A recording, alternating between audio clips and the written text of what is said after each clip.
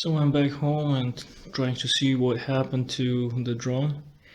Uh, and I see that salty water is really bad. The arms are not unfolding easily now. I mean, you need to force a little bit to unfold them.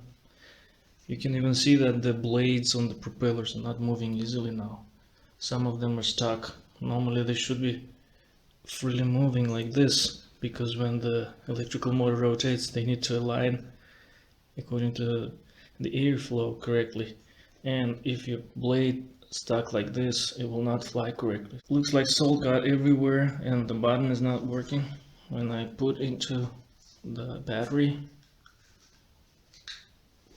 it starts working, but I can't turn it off. It's still working. See, it's turning on by itself. And I still can fly it actually, and the motor is now turned on. But when it got into the salty water, the motors did not work, and I couldn't synchronize the remote control with the drone.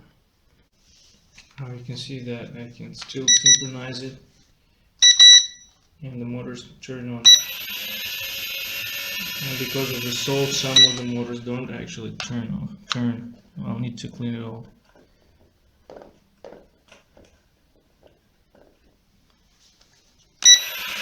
And now you see it's working. And let's see if it can fly or not.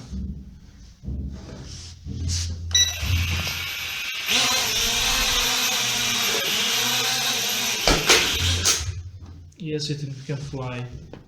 So I'll clean it with a contact cleaner and see what can happen.